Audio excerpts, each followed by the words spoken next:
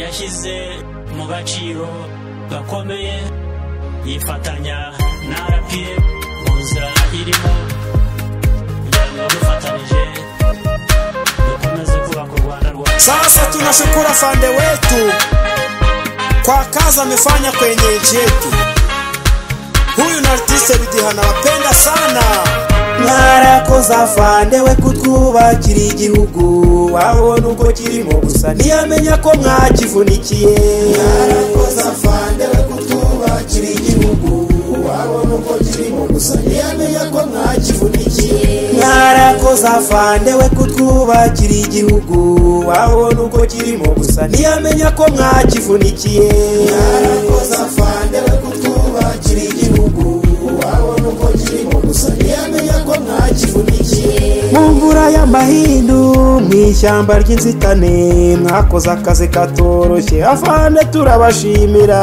Mwarakoze afande we kutwubakira igihugu, wabona uko kirimo gusa ntiyamenya ko mwakivunikiye.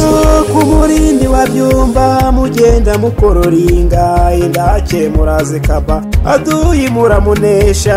Mwarakoze afande we kutwubakira igihugu, wabona uko kirimo gusa ntiyamenya ko mwakivunikiye. Mashini gani ku rutugu Karachnikofe na Semugi ubundi murapanua aduyi muramunesha. Mwarakoze afande we kutwubakira igihugu, wabona uko kirimo gusa ntiyamenya ko mwakivunikiye.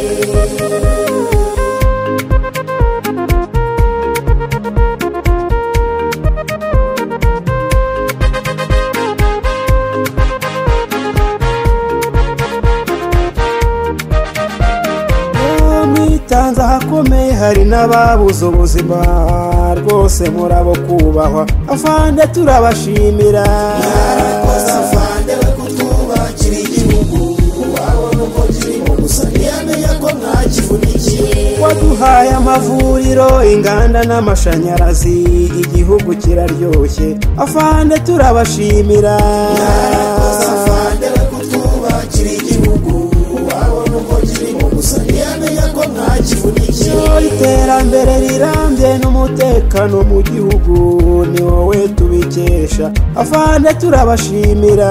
Mwarakoze afande we kutwubakira igihugu, wabona uko kirimo gusa ntiyamenya ko mwakivunikiye. Mwarakoze afande we kutwubakira igihugu, wabona uko kirimo gusa ntiyamenya ko mwakivunikiye. Mwarakoze afande we kutwubakira igihugu, wabona uko kirimo gusa ntiyamenya ko mwakivunikiye.